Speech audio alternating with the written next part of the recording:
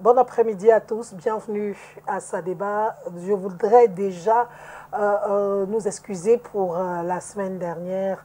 Vous savez, l'émission s'est arrêtée en pleine coupure d'électricité et malheureusement, je sais que vous nous avez écrit, beaucoup de gens ont été choqués d'une manière. On n'a pas pu vous dire au revoir ni merci de nous avoir regardés.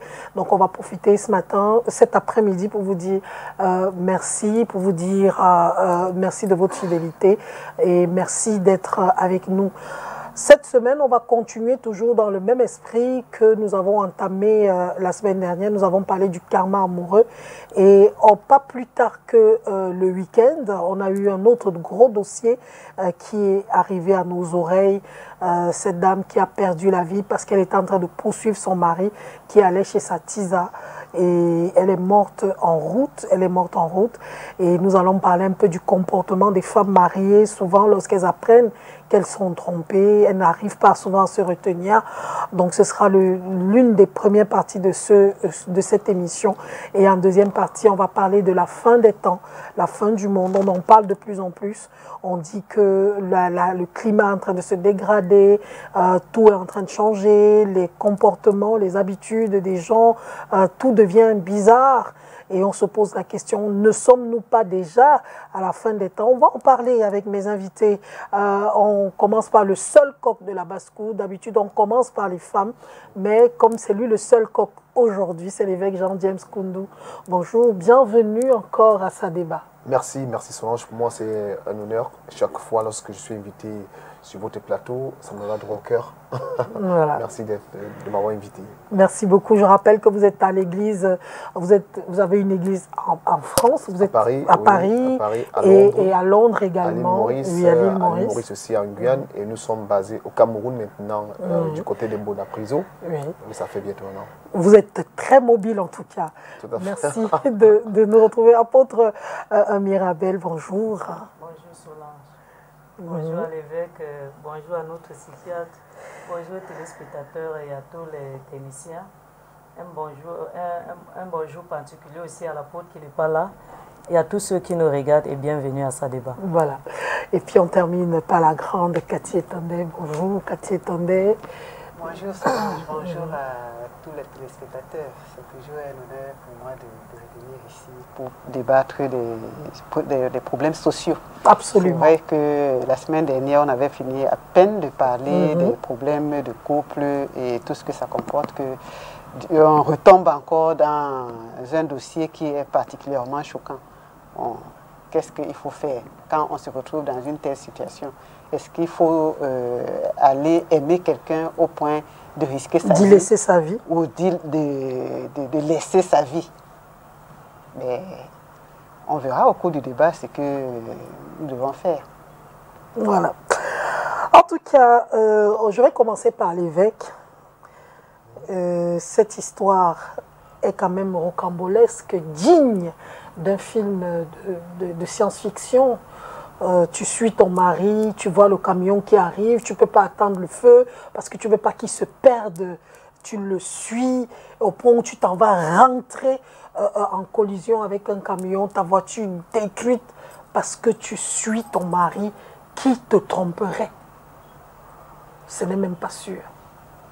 Voilà, merci Solange. Et moi, je dirais ici ce soir que ça sera une erreur de deux côtés. Déjà du côté de l'homme et du côté de la femme. Déjà, nous devons savoir que lorsque quelqu'un est marié à une femme ou une femme est mariée à un homme, aussi longtemps que leur foyer n'est pas basé en Christ Jésus, ça sera difficile qu'ils puissent avoir la paix et la confiance dans le foyer. Cette femme, je ne sais pas si elle est chrétienne ou pas, en cet instant était enfant de Dieu et qu'elle croyait en Jésus. Je ne dis pas que les chrétiens ne trompent pas leur femme ou les chrétiens ne trompent pas leur mari, mais elle devait avoir son appui en Christ.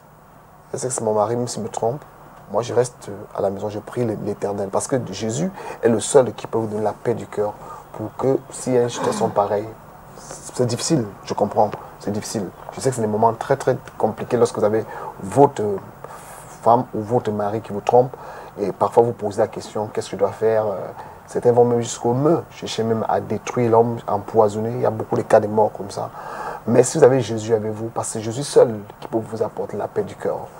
Dans nos églises, nous avons rencontré plusieurs femmes comme ça qui ont un mari qui les abandonne, qui prennent les deuxième et troisième femmes, les deuxième, troisième bureaux. Mais parce qu'elle est en Jésus, elle est accrochée en Jésus, elle a quand même la paix du cœur. Parce que sans ça, je vous dis une vérité, voilà une personne, par exemple, qui est morte parce qu'elle suivait un homme. Est-ce que tu peux contrôler un homme? Est-ce que tu peux contrôler une femme? Ce n'est pas possible.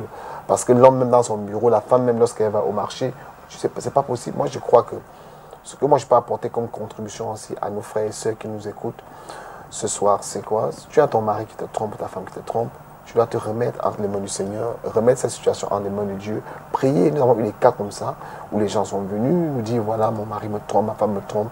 Nous avons prié aujourd'hui, l'homme s'est calmé et on parlera de ça parce que tromper un homme, tromper une femme, ce n'est pas toujours une affaire de vouloir avoir envie d'une personne.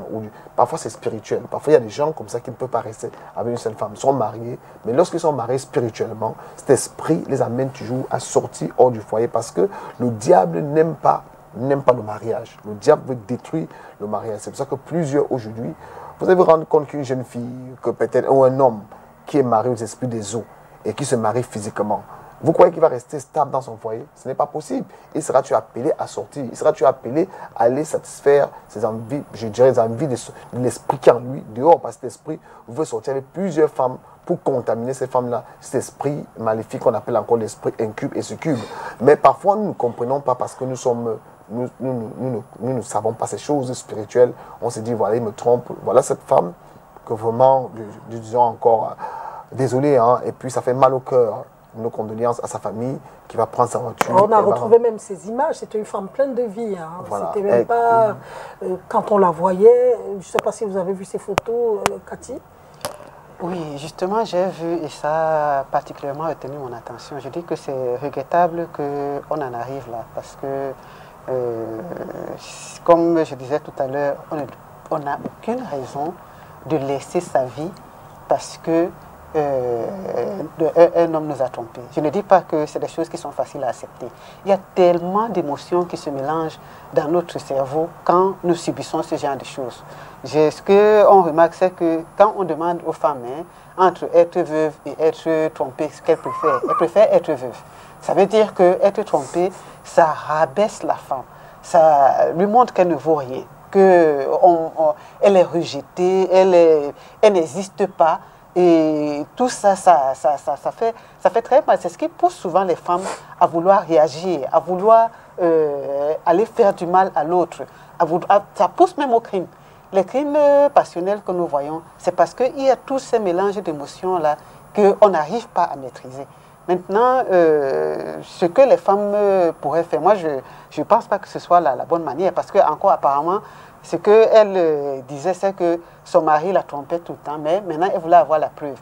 Mais sous le coup de l'émotion, on n'a plus le contrôle. Elle n'avait plus le contrôle, si bien que elle a fini par... Son mari a réussi à la semer, et puis elle a fini par faire l'accident, et elle en est morte. Donc, je voudrais dire que les femmes qui nous suivent, quand on est face à ce genre de situation, la meilleure manière de faire, ce n'est pas qu'on réagisse. Le temps qu'on passe, l'énergie qu'on passe à vouloir récupérer l'autre, on peut le capitaliser sur nous-mêmes. Quand on est trompé par un homme, inutile de le suivre, parce que plus on le suit, plus on lui donne la force, plus on alimente le couple avec sa copine, et ainsi de suite. Mais si on prend du recul, comme elle était pleine de vie, qu'elle vit sa vie, qu'elle continue à s'occuper de ses enfants, elle sera encore vivante. Hein. À un moment donné, le mari peut se casser la gueule et puis il revient. Donc, ce n'est pas la peine de suivre les hommes qui s'en vont. Parce que ils n'ont pas forcément raison et ils ne sont pas forcément heureux. Donc, nous devons rester et nous reconstruire, nous être forts face à l'adversité. Et c'est ça qui va faire que l'homme revienne, parce qu'il va finir par comprendre que nous avons une personnalité, nous sommes une personne bien. Et c'est cette personnalité que là, il va chercher à suivre. Oui. Apôtre Mirabel, comment est-ce que vous avez réagi face à ça? Quelqu'un a dit que c'était la bêtise. Pour moi, c'est un gâchis de perdre sa vie parce que tu veux prouver à un homme que lui te trompe. Tu n'es pas en train de lui rappeler ce qu'il sait déjà. Lui sait qu'il te trompe, donc ça ne vaut pas la peine de te torturer en allant voir sur place ce qui est en train de se passer. Donc moi, je dis une chose, c'est que dans une relation, si la femme n'apprend pas souvent à être un peu aveugle, elle ne pourra même pas vivre longtemps. Parce que on n'essaye pas de prouver à quelqu'un ce qu'il sait déjà. Et je ne crois pas que c'était quelqu'un qui était en train de le faire accidentellement. C'est quelqu'un qui avait l'habitude de le faire. Donc, il se plaît dans ça. Donc, toi, la femme qui se met à sa poursuite pour le poursuivre, pour l'attraper la main dans le sac, toi, tu es en train de te torturer pour rien.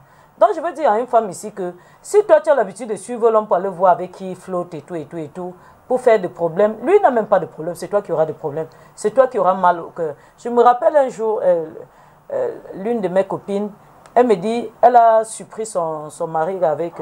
et l'homme lui a dit, c'est vous les chrétiennes qui vous êtes aigris et tout. Il faut souvent un peu aussi avoir un petit ami dehors, que quand ça ne va pas, toi aussi tu peux un peu te défouler. Oui. Mais vous êtes un peu trop renfermés dans vos églises là et tout ça et tout ça. Moi, je m'amuse bien avec elle. Elle met les faux ongles de 13 000. Toi, tu es dans les anciens trucs, les anciens modèles, tout est accueilli chez toi et tout ça. Bon, moi je me dis, bon, comme... la dame a su le dire tout à l'heure, parfois, tu te dis qu'il est même heureux dans ça. Parce que je me rappelle, une fois je suis allée prêcher dans une église, la femme, son mari la trompait avec une femme qui méprisait tellement cet homme au point où il rationne, il prend tout ce qu'il a, il donne à sa maîtresse, il prépare, il n'a même pas la possibilité de manger cette propre nourriture, pas sa maîtresse. Or, à la maison, il chiffonne la femme de la maison. Mais d'ailleurs, il rationne, mais il n'a même pas la possibilité d'ouvrir cette marmite. Et la femme dit, qui t'a demandé de toucher ma marmite? Donc, parfois, nous croyons que parce qu'ils nous trompent, ils sont forcément heureux. L'homme est un éternel concurrent. Il veut savoir jusqu'où ça peut arriver, sa folie. Et parfois, il faut lui laisser aller et que lui-même tire la conclusion de ce que lui cherche là dehors. Que de chercher à nous créer des problèmes nous-mêmes. Donc, la femme... Le conseil que donne à la femme, c'est que ne te crée pas toi-même de problème. Parce que quand tu attrapes l'homme à gauche, il va à droite. Du moment où il n'est pas encore convaincu que ce qu'il fait est mal, il va juste changer de position. Si tu l'attrapes avec Pauline, il ira avec Jacqueline. Tout simplement parce que ce qu'il fait, il se plaît dedans. Il se plaît, même si la femme l'attrapait ce jour. Il était prêt à... Mais il faut un peu vivre les débats des hommes infidèles. Il va te dire, donc j'ai créé un modèle, j'ai dit à la dame que je lui ai fait un cadeau et tout. J'ai calmé le modèle de la femme et puis tout est passé. Et tout. Donc, nous les femmes... C'est les gars qui réfléchissent beaucoup. Ils réfléchissent. Oui. Donc, la preuve qu'elle cherchait n'avait vraiment pas sa place pour moi. J'ai un problème. Hein. C'est vrai que je suis entouré de femmes. C'est vrai que le débat, c'est pour l'infidélité des hommes. Mais je ne vous ai jamais entendu parler de l'infidélité des femmes. Hein. Si, on a déjà parlé de ça ici. À savoir, j'ai une question à vous poser, excusez-moi. Oui. Ça ne sera pas dans le cadre d'évêque. Hein. Je veux juste poser une question peut-être qui rentre dans le cadre d'investigation, vous en tant que journaliste. Mais la dame à qui elle a dit, est-ce qu'elle a fait un testament en disant que je vais suivre, laissez-moi finir, je vais suivre cet homme, elle écrit, est-ce qu'on a besoin de faire, est-ce que lorsqu'on fait l'accident en route, on écrit souvent? Bon, quand on fait l'accident, qui a donc su, à qui elle a dit que j'allais suivre mon mari? Mais puisqu'on dit toujours, elle a dit à une de ses copines, c'est pour ça que c'est dehors. Oui, elle a appelé sa copine, je suis en train d'aller le suivre, je vais attraper la fille là, je vais faire les problèmes là-bas. Donc, elle suivait le monsieur avec la voiture, elle parlait à sa copine au téléphone. Non, on lui a dit en quittant de la maison, non, dans la colère. Sa copine habitait à la même maison qu'elle. Elle a appelé peut-être au téléphone pour lui dire que, comme les amis, entre nous copines, quand tu vas aller faire un acte quelque part, tu appelles toujours ton ami pour lui dire que me voici, je suis en train d'aller chez mon gars, je vais l'attraper. Je le dis pourquoi? Je le dis parce que vous savez que les réseaux sociaux disent beaucoup de choses qui ne sont pas souvent vraies.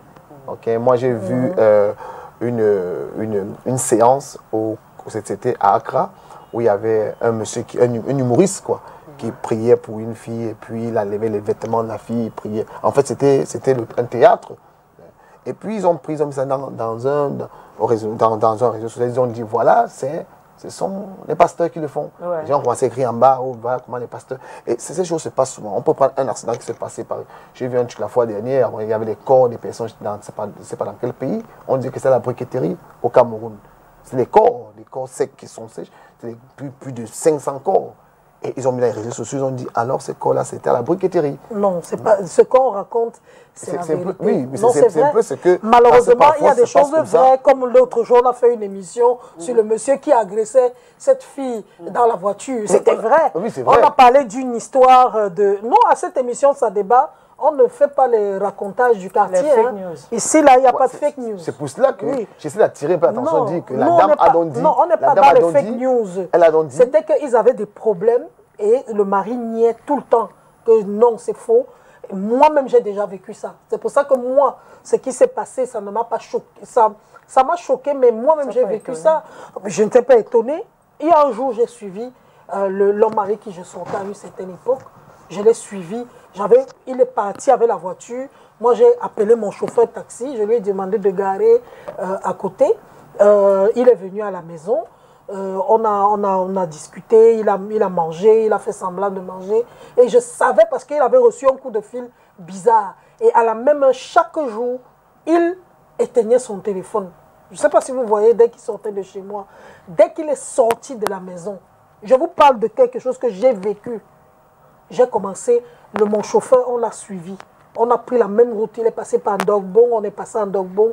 Ensuite, il est arrivé à Ndogbon, on a pris la route du lycée technique de Ndogbon.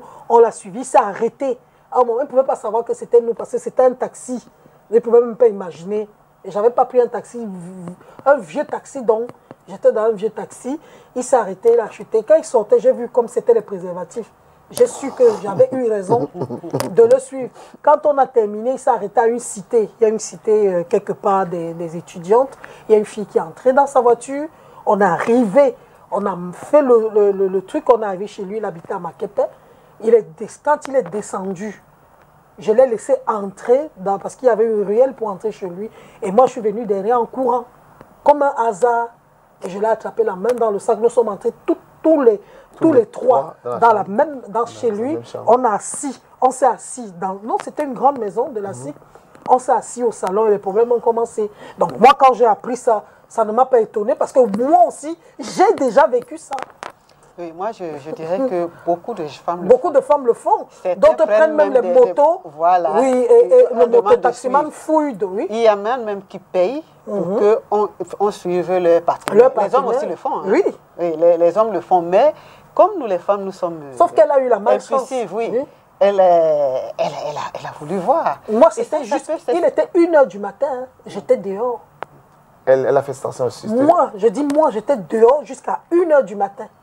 Pour surveiller quelqu'un. C'est vrai que... J'aurais pu faire l'accident, c'est-à-dire pendant qu'il tournait avec sa voiture, j'aurais pu également exactement comme la même scène. C'est vrai que le cœur a ses raisons. Vous comprenez, quand ça concerne le cœur, hein, ça a simplement des raisons. Mais je ne referai plus ça aujourd'hui. Oui, et moi je dirais, c'est pour ça que je dis encore une fois de plus que je regarde ça dans deux aspects. Vous comprenez? Premièrement, d'abord, les hommes qui le font ou les femmes qui le font, parce que vice-versa. Généralement, nous rendons la chose physiquement. C'est souvent spirituellement. Parce qu'un homme qui a épousé une femme, je ne dis pas que l'homme, tous les hommes, ce n'est pas tous les hommes qui trompent les femmes. Hein. Il y a les hommes, il y a les hommes qui sont droits, qui respectent encore le mariage. Il y a certains qui ne le font pas parce qu'ils veulent le faire, mais parce qu'il y a un esprit qui les empêche de vivre avec une seule femme. Il faut qu'on le comprenne très bien. Oui, parce que je veux rendre ça... Ça, c'est vrai ce que je suis en train de dire. C'est-à-dire qu'il y a un esprit. Par exemple, un homme qui est marié spirituellement, son ange, si un homme est marié spirituellement, il a un mari de nuit, une femme de nuit. Ça sera un mari de nuit, parce qu'il y a les hommes qui ont un mari de nuit. Alors, ça sera difficile pour lui d'être stable dans un foyer.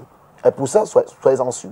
Qu'est-ce que j'appelle mari de nuit ici? C'est un homme qui se retrouve, je veux parler homme-femme, qui se retrouve toujours en train d'avoir des couches de nuit. Alors, ces couches de nuit, lorsqu'il dépose ces choses en vous, ça vous rend, en fait, vous devenez fragile aux yeux des esprits de séduction. Donc, vous tombez facilement amoureux, soit entre parenthèses, hein, des femmes ou des hommes dehors. Et il y a aussi des filles aussi qui ont ces esprits qu'on appelle les esprits incubes-succubes, qui attirent, c'est-à-dire qui séduisent facilement les hommes, qui séduisent facilement les femmes, les hommes aussi. Donc, ces personnes-là, il y a des éléments, des esprits que le diable envoie dans le monde juste pour créer les ennemis et détruire les foyers. Je dis ici au départ que le diable n'est pas content du mariage. Premier aspect. Deuxièmement, maintenant, je parlerai, je dirais aux femmes et aux hommes, surtout aux femmes, que ce n'est pas parce que tu as épousé un homme, c'est pas parce que tu as épousé un homme que tu crois que tout est acquis. Il y a des femmes qui sont vraiment très difficiles dans leur maison. Il y a des femmes que je vous dis la vérité, l'homme n'a pas de paix chez lui. Il y a des hommes qui ont la paix que dehors. C'est-à-dire quand ils rentrent du travail, la femme tourne à la maison comme si c'était le tonnerre qui criait à la maison.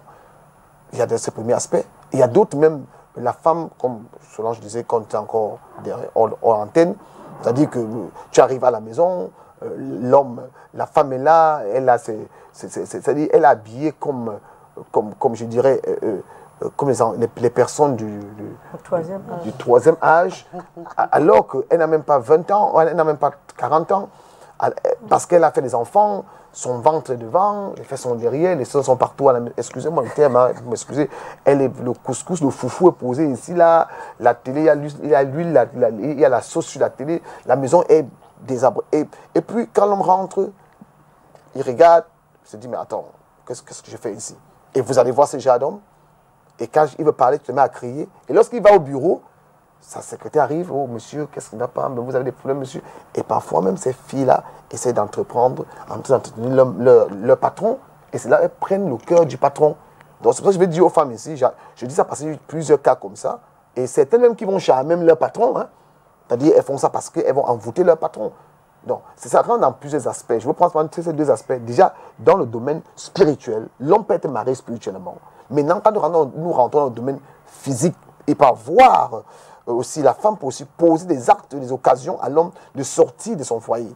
Il y a des femmes que je vous dis, elles peuvent faire facilement 2-3 mois sans s'accoupler avec leur mari. Elles refusent carrément. Elles disent, je ne peux pas aller au lit avec toi. Pourquoi? Elle-même ne sait pas. Ça veut dire qu'elle-même doit être mariée spirituellement. Elle refuse d'aller au lit avec son mari. Et si elle refuse d'aller au lit avec son mari peut aussi aller dehors. Celui qui n'a pas cru, qui ne connaît pas certaines réalités. J'ai vu des hommes qui sont venus me dire que, écoutez, je passe dans une télévision dans la ville, je parlais des esprits incubes et succubes. Il y a quelqu'un qui m'a appelé, m'a dit, mais ça fait près de 6 semaines, 1 mois et demi que ma femme ne veut pas aller au lit avec moi. Je ne sais pas pourquoi. J'ai dit à cet homme que ça doit être un problème spirituel. Peut-être qu'elle est mariée spirituellement et chaque fois lorsqu'elle va, il me dit chaque fois lorsqu'on va aller au lit, les problèmes commencent, la bagarre et autres là.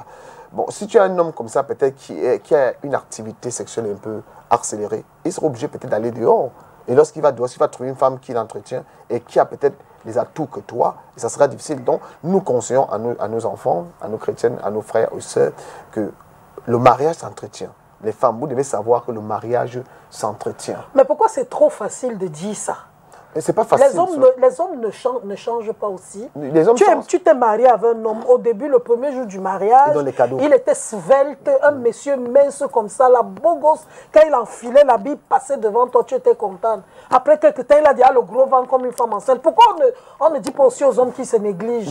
Pourquoi c'est toujours à la femme qu'on demande beaucoup de fournir les efforts? Tu vois, le type, il est dit, ah, là, comme ça, là, il n'arrive même, il respire à peine. Je peux dire quelque chose? Oui.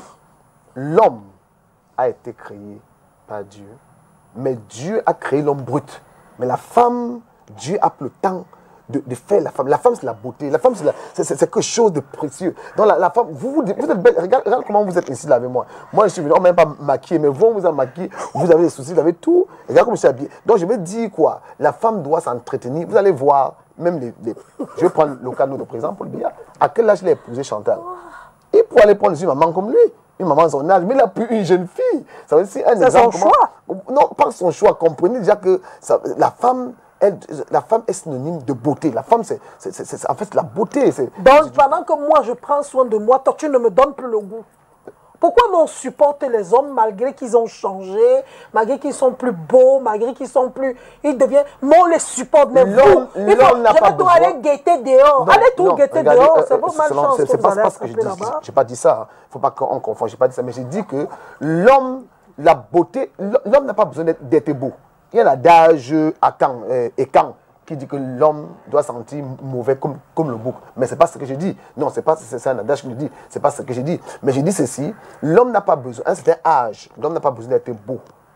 La beauté de l'homme, maintenant, à un certain âge, c'est quoi? C'est dans la poche. C'est dans la capacité de pouvoir entretenir une famille. C'est ça. C'est pas, quelle que soit ta beauté, que tu sois le plus beau du monde, derrière, même quand tu atteins un âge 40, 50 ans, tu n'as pas d'argent, tu ne seras plus beau parce que tu n'auras plus d'argent pour t'entretenir, tu vas vieillir. Donc là, vous voyez, il y a des gens qui sont même, vous voyez ces gens qui ont même assez d'argent, ils n'ont pas besoin d'être beaux. Hein. nous en avons beaucoup. Les femmes, il y a eu une femme qui a été trompée, tout le monde a vu ici sur la thèse, qui s'appelle Lady Diana, qui a été trompée. Vous êtes à Londres, vous savez de quoi il s'agit. Il n'y avait pas plus belle qu'elle. Il n'y avait pas plus fashion qu'elle. Il n'y avait pas plus à la mode qu'elle. Mais elle a été trompée. Son mari l'a trompée avec une femme qui n'avait pas son âge, qui n'avait pas son style. C'est juste pour dire que les raisons... Je crois que le cas de Lady est différent. Non, elle n'est pas la seule. Elle n'est pas la seule. Moi, je connais les hommes qui trompent leur femme avec la ménagère. Oui, j'ai dit dans le cas de Lady, le roi aujourd'hui, le roi Charles aujourd'hui, aimait une autre femme à cause du système de la royauté, la monarchie. Vous comprenez? C'est un peu comme Jacob et... un peu comme Jacob allait épouser, c'est Rachel, n'est-ce pas? Rachel, elle a épousé Rachel, il a épousé, c'était Rachel, n'est-ce pas, apôtre? Il a d'abord épousé, Léa et Rachel. Pourquoi il va épouser Léa? Ce n'est pas Léa qu'il venait épouser, lui il venait épouser Rachel, mais à cause du système, à cause des coutumes, parce qu'on ne doit pas épouser la petite sœur, ne doit pas aller en mariage avant la grande sœur. C'est un peu le cas de cet homme appelé Charles. Donc Charles s'est retrouvé parce que cette femme-là n'était pas dans la lignée, n'était pas parmi les personnes qu'un roi doit épouser. Elle n'était plus vierge, cette femme n'était plus vierge, or, Lady était encore vierge. Donc moi je pense que pour leur cas, c'est leur destin. Moi je dis, bon, aujourd'hui il avait la femme aujourd'hui c'est elle qui est le roi en Israël, en Angleterre, bon ça c'est autre chose. Mais je parle dans notre cas, ici en Afrique, spécialement au Cameroun, lorsque nous regardons comment les choses se passent, nous voyons, nous sommes les hommes d'église. On voit les personnes qui viennent se plaindre tous les jours, les jeunes filles comme les grandes personnes qui se plaignent. Et quand nous regardons, nous analysons tout ceci, nous constatons que ça peut être, les raisons peuvent être parce que l'homme est spirituellement marié. Ça peut être la femme qui peut être spirituellement mariée et que cette femme n'arrive pas à entretenir son foyer. En fait, elle devient dure envers son mari. Elle ne veut plus son mari. Je connais des gens qui sont mariés, après 6 mois de mariage, elle ne veut plus aller avec son mari. Elle dit qu'elle ne sent plus l'envie, mais elle dit non, vraiment, tu ne me touches pas et autres. Elle reste là. C'est pas qu'elle ne va pas avec les gens dehors. Non, elle ne va avec personne. Mais elle est là, elle ne veut pas que son mari la touche. Parce qu'il ne plaît, il ne lui plaît Solange, ce n'est pas un problème de plaire. Ce n'est pas un peu de plaisir. Ici, c'est spirituellement parce qu'elle retrouve son plaisir dans le rêve. Oui, mais justement, je veux profiter pour poser la question à Cathy et Tondé. Est-ce que ce n'est pas trop facile de dire toujours que c'est à cause des femmes que les hommes trompent? Moi, je ne pas mon expérience, parce que je suis trop sur le terrain, dans les familles, j'écoute beaucoup. Je vois que c'est des problèmes de couple. C'est le couple qui doit faire les efforts. Les efforts doivent être faits d'un côté comme de l'autre. Parce qu'aujourd'hui, on ne peut plus dire que c'est les hommes qui dérangent beaucoup ou que c'est les femmes qui dérangent beaucoup. Parce que ce qu'on remarque, c'est que le couple ne fait plus d'efforts. C'est-à-dire, les gens préfèrent cette période de passion, cette période durant laquelle tout se passe bien, où la vie est rose et ainsi de suite. Dès qu'il y a un problème, ils ne cherchent pas à le résoudre. Chacun commence à chercher l'échappatoire. La semaine dernière, je disais que les hommes cherchent à résoudre les problèmes d'amour en allant chercher l'amour. Et ça crée souvent des problèmes parce que parfois, ils n'ont pas l'intention d'y rester. Mais seulement quand quelqu'un dit que, ok, si ma femme me dérange, je vais profiter pour m'amuser avec une autre femme. Parfois, ils restent. Et puis, le problème qu'ils ont refusé de résoudre, ils ne savent pas que celle qui est à l'extérieur réagit en fonction de ce qu'il se passe dans le couple pour lui montrer qu'elle est totalement différente de la femme qui est à l'intérieur. Si on prenait le temps de résoudre les problèmes dans le couple, de s'écouter, que chacun se mettait à sa place, je crois qu'il y aurait moins de problèmes. Parce qu'à force, il y en a aussi d'autres. Ils ne parlent pas, ils se boudent, ils n'ont plus rien à voir ensemble, ils ont accumulé tellement de choses. Quelqu'un m'a fait quelque chose aujourd'hui, je plie le doigt comme on entend souvent. Oh, la femme aussi m'a fait quelque chose, je plie le doigt. Comment vous pensez qu'ils peuvent se retrouver sur le plan intime et discuter? Parce qu'il y a des blocages dans la tête. Les femmes, pour qu'elles réagissent dans leur intimité avec leur mari, il faut beaucoup de choses. Ça ne commence pas seulement quand ils veulent passer à l'acte. Ça commence bien avant. Il faut être dégagé. Il faut qu'elle mette le cœur. Il faut qu'elle soit dans de bonnes conditions physiques et mentales. Effectivement, c'est pour ça que je suis en train de dire ceci, que ça peut être spirituel. Lorsque c'est spirituel, c'est là le plus dangereux. Parce que souvent, nous les hommes, vous, dans votre domaine, parfois vous amenez des conseils où il faut la délivrance. Et lorsqu'on amène les conseils à la délivrance, c'est là où l'ennemi nous résiste. Pourquoi? Je ne vous coupe pas. Prenons un exemple, une jeune fille qui est mariée spirituellement. Donc, où parce que quand elle est mariée spirituellement, elle a d'abord une autorité pour dominer, parce que les esprits d'Isabelle dominent sur leur mari. Et qu'elle domine. Peut-être vous ne croyez pas en ça, parce que déjà que je vous vois faire. Peut-être vous ne croyez pas en ça. Parce que déjà que vous faites les têtes, c'est comme si vous ne croyez pas en ça. Non, je voulais juste vous dire que moi, j'ai pas affaire à tout ce qui est spirituel. Peut-être c'est votre domaine. Donc vous pouvez le comprendre. Moi, je regarde un autre domaine. Et je fais de l'accompagnement psychosocial. Oui, et c'est ce que ça te dit, cet accompagnement-là.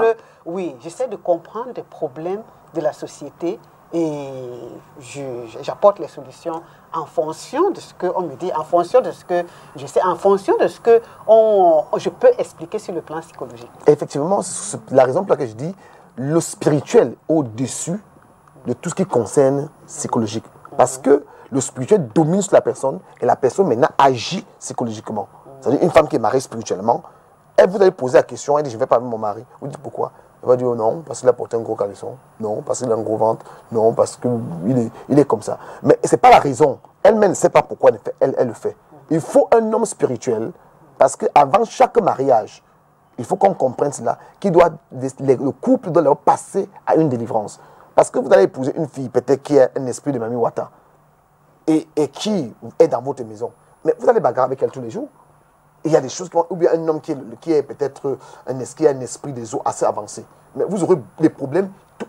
C'est-à-dire cet homme quand il sort, c'est les filles qui le suivent. Ce n'est pas parce qu'il est très beau, mais parce qu'il y a un esprit qui attire les filles. Il y a des hommes comme ça. Il y a un esprit qui attire les filles vers lui. Il n'est même pas très galant, il n'a pas assez d'argent. Mais les femmes viennent toujours autour de lui, tournent autour de lui, et puis il trompe une femme. Mais non, on va avancer, oui. On avance un peu dans le débat. Oui. Parce que je voulais dire qu'il parle peut-être d'expérience, mais tout le monde n'a pas le même problème. Parce que les personnes que moi je rencontre n'ont pas forcément les problèmes. Parce qu'on réussit à résoudre leurs problèmes quand ils mettent les conseils qu'on leur donne en pratique. Donc, si on n'a pas un problème particulier, je pense qu'il faut tout simplement essayer de mettre les conseils qui nous sont donnés en pratique. Absolument. Mais apôtre Mirabel, je vous repose la même question aussi. Est-ce que ce n'est pas très facile aussi de justifier souvent l'infidélité avec la négligence de la femme en disant non, elle ne me plaît plus, vraiment il y a un truc. Un jour, j'écoutais un coach français qui disait ceci: les signes d'un homme ou d'un partenaire qui ne veut pas changer, en fait, c'est de jeter la faute sur l'autre. Voilà, donc c'est les signes que la personne ne veut pas en fait changer dans ce domaine. C'est pour dire quoi? Quand toutes les fois je dois justifier pourquoi je te trompe, cela veut tout simplement dire que je n'ai pas envie de changer. C'est vrai. Donc nous devons comprendre cela. Si nous sommes en face d'un partenaire, nous ne comprenons pas son fonctionnement, il y aura problème. Il y a le plan spirituel qui joue, il y a aussi la mentalité. Certaines personnes font exprès de nuire aux autres. Juste parce que pour eux, c'est une sorte de domination. Vous voyez ça? Donc, un jour, j'écoutais dans le groupe des hommes de mon village, un gars a publié qu'il a voulu être fidèle, mais il a vu qu'il allait trahir toute la communauté. Voilà. Parce que toute la communauté est infidèle. Donc, à devenir fidèle, c'est trahir toute sa communauté. Donc, c'est pour dire quoi? Là, c'est une volonté personnelle. Quand tu es possédé par un esprit, cela veut dire que tu poses des actes qu'après tu regrettes. Mais quand tu te sens à l'aise dans quelque chose, pose-toi. Parce que même Dieu vient en aide à l'homme quand il a la volonté de sortir de là. C'est vrai. Pas quand tu te plais dans ce que toi tu fais. Quand je pose une action, que cela ne m'aille pas de moi, que c'est quelque chose qui me pousse à le faire, je dois regretter. Cela doit être accompagné du regret. Mais quand je m'amuse, je me plais dans ça, et que je fais, autour de moi, les gens souffrent, et ça, moi, ça ne me dit rien, ça veut dire que là-dedans, il y a ma responsabilité, parce que c'est même plus facile pour nous de mettre toute la responsabilité sur le diable. Et de dire que c'est Satan qui a, même quand cela vient de notre propre volonté à nous, nous mettons la responsabilité. Effectivement, comme Cathy t'en dit. Il faut toujours quelqu'un qui endosse la responsabilité. C'est toi qui m'as poussé à faire. C'est toi qui m'as poussé à faire. J'ai toujours posé une question que, mais quand ton partenaire t'énerve, pourquoi ça ne te pousse pas à aller travailler? Ça te pousse seulement à aller. Donc, je n'ai jamais compris ça. Pourquoi est-ce que quand ça se passe, la première chose, en fait, la seule chose qui passe dans ta tête, c'est de le tromper. Pourquoi pas te pousser à beaucoup travailler Pourquoi pas te pousser, je ne sais pas, d'autres choses, mais seulement cela. Cela veut dire seulement que cela a alimenté ce qui était déjà en toi. Parce que chacun est tenté par sa propre convoitise. Le jour de la chute, cela ne vient qu'alimenter ce qui était déjà en nous. Parce que c'est l'abondance du cœur que la bouche même parle. Alors je vais dire ceci. Si nous sommes prompts à justifier chaque action que nous faisons, cela signifie que nous ne sommes pas aussi prêts à changer dans cet aspect. Soyons sincères avec nous-mêmes. Alors c'est vice-versa, parce qu'il y a des femmes qui vont dire, c'est parce qu'il ne me rationne pas, c'est parce qu'il est très gros, il ronfle beaucoup la nuit, il est très fainéant. Oui, c'est bien beau de le dire. Mais pourtant, il y a des femmes qui supportent les hommes comme ça. Ah oui, ah oui. Et vice-versa. Et vice-versa. Parce que quand tu attrapes quelqu'un qui est fidèle, il a toujours, je dis quelqu'un qui ne veut pas changer, il a toujours... Une raison. Non, il a toujours l'habitude de mettre le tort sur quelqu'un d'autre, sur son partenaire. Parce que le changement ne vient que du fait que moi, je commence à assumer mes propres responsabilités, les responsabilités de mes propres actes. Pas mettre sur quelqu'un. Oui. Alors, parce que si c'était le cas dès le jardin, Dieu allait seulement punir Satan, le serpent, et laisser l'homme. Oui. Et laisser aussi la femme. Dieu a fait endosser la responsabilité aux trois, au serpent, à la femme et à l'homme. Parce que dans ça, chacun avait sa participation. Je veux dire, dans ce qui nous arrive, nous avons notre responsabilité dans ça. Sinon, on n'aura jamais la solution à nos problèmes. Donc, à ce niveau, je vais dire ceci. Avant que tu ne cries à Dieu, mets-toi d'abord en question. Pourquoi ceci? Bon, pourquoi est-ce que dans 100 cas de femmes, il y a des hommes, et je me rappelle de ma soeur, et je n'ai jamais oublié ce jour. Ma petite soeur était fiancée. Elle était tellement mince, très jolie à l'époque. Son homme a dit, il n'aime que les femmes minces. Ma grande soeur a posé la question à son fiancé que, et si demain, il arrivait qu'elle devienne grosse comme ça, que feras-tu? Il dit que non, elle ne peut pas grossir. Aujourd'hui, ma petite soeur était dans les 100 kilos. Hein. Alors, c'est pour dire quoi? Lui-même, il a encore grossi même plus que ma petite soeur. C'est pour dire quoi? À tout moment, il y a des hommes qui vont dans je veux dire quoi, les clubs de, je sais pas, de gym, pour essayer de faire du sport avec les femmes. Quand ils trouvent qu'elle a trop grossi, je sais pas, apporter des produits minceurs. Pour un homme qui lutte pour garder, c'est-à-dire ce lien-là avec sa femme, ou bien cette femme-là. Il y a des femmes. J'ai entendu le témoignage d'un homme qui m'a dit, ma femme était celle qui m'avait offert un livre pour m'aider dans ma sexualité. Ça veut dire qu'elle n'avait aucune intention de le tromper. Elle avait plutôt envie de solidifier son couple. Donc c'est pour dire que nous aurons toujours des raisons pour faire nos bêtises. Mais qu'est-ce qu'on doit donc conclure pour entrer à la deuxième partie de cette émission? Qu'est-ce qu'on doit conclure? Comment on doit se comporter? Si tu es au courant un jour que ton partenaire, ton homme te trompe, que faut-il faire? Moi, je l'avais fait. Moi, je reconnais, j'avoue, je l'avais fait parce qu'en fait, je voulais quitter cet homme et je voulais une véritable raison qui allait me pousser à prendre la décision. Vous savez, un moment dans la vie, j'étais dans... Et je me disais, non, il ne me trompe pas, non, il me trompe, etc. Je l'ai suivi et le jour là, c'est le jour où je l'ai quitté. Parce que c'était un peu la goutte d'eau qui avait débordé le vase. C'est vrai, j'étais plus jeune. Mais comment aujourd'hui, on doit réagir lorsqu'on est au courant que son partenaire nous trompe? Est-ce qu'on doit poursuivre en voiture comme ça, faire l'accident? Qu'est-ce qu'on doit faire, Cathy Etondé? Moi, je dirais qu'il ne faut pas prendre ce risque. Il faut qu'on sache que les problèmes dans le couple se résolvent. Parce qu'on a tendance à l'oublier. Quand on vit avec quelqu'un, quand on est marié à quelqu'un, on ne vit pas que de bons moments. On peut aussi vivre des mauvais moments. Et ces problèmes, quand les mauvais moments arrivent, il faut avoir la capacité d'affronter. Il faut avoir une bonne communication. Il faut essayer de comprendre l'autre. Pourquoi est-ce qu'il agit de telle ou telle manière? Pourquoi est-ce qu'on se remet aussi en question? Parce que généralement, on ne se remet pas en question. On pense tout de suite que l'autre a fait et puis on le trahit. Il y a des gens qui ont réussi à stabiliser leur vie de couple parce qu'ils ont fait des efforts. Ils ont essayé d'y introduire des ingrédients qui leur ont permis de se sentir à l'aise. Chacun reconnaît ses torts, parce qu'il faut aussi l'humilité, beaucoup d'humilité dans le couple. Les gens réagissent souvent quand ils sont en compétition. Dès qu'il y a un problème, chacun veut montrer à l'autre qu'il est le plus fort, que c'est lui qui a raison, et ainsi de suite. Mais après, oui, mais après, qu'est-ce qui se passe? On doit être dans le couple comme si on formait une équipe. Dans une équipe, quand il y a un problème, qu'est-ce qu'on fait? On se tire dessus? Non, on cherche. Ceux qui connaissent les règles du football, ils savent qu'on corrige les erreurs qui sont dans le couple. J'avais lu l'histoire d'un couple âgé. On leur avait demandé comment ils ont fait pour faire autant d'années ensemble. Ils ont répondu que parce qu'ils sont nés à une époque où, quand quelque chose se gâtait, on ne le jetait pas, on le réparait.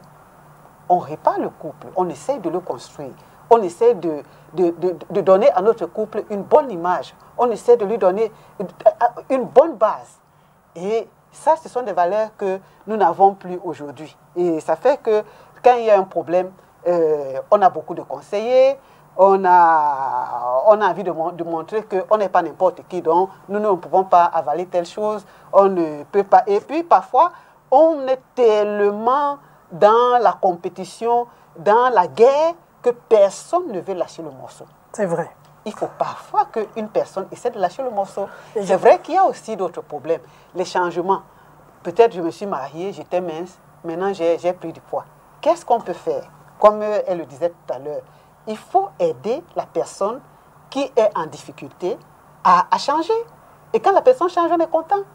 On m'avait raconté une histoire, l'histoire de quelqu'un, d'une dame, qui avait épousé un monsieur que tout le monde avait refusé parce que les femmes le trouvaient crasseux.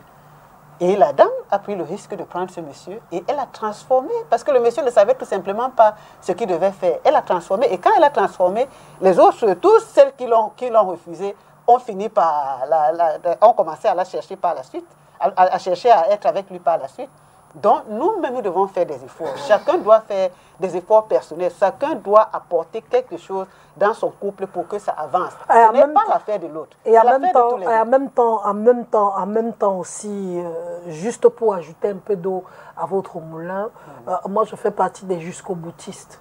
Je t'épouse, même si tu deviens comment demain, je suis avec toi. Mais bien sûr. Je dis jusqu'au-boutiste. Il n'y a rien qui peut m'empêcher de changer d'avis ou d'amour par rapport à toi, sauf si tu touches à ma vie. Mais dans le cas contraire, te choisir, c'est te choisir. D'ailleurs, ce n'est pas ton corps qui m'a plu, ce n'est pas ton... Oh non, moi, je regarde plus à l'âme, à l'intérieur qu'à l'extérieur aujourd'hui. Parce que nous sommes souvent trop focalisés sur le physique. Et à la fin même, nous échouons. C'était juste pour ajouter un petit truc. Tout à fait. Parce que le physique, ça peut changer à tout mais bien moment, sûr. Hein. Mais si on n'a pas des raisons valables pour lesquelles on s'unit, si on n'a pas un amour profond pour la personne qu'on veut épouser, il suffit d'un petit problème, ça balaie le peu. On avait posé la question à un couple qui était en train de fêter ses 60 ans. Comment vous avez fait? On a montré la photo jeune. La nana dit, c'est pas lui que j'ai épousé. Moi, j'ai épousé son cœur. Son cœur n'a jamais vieilli.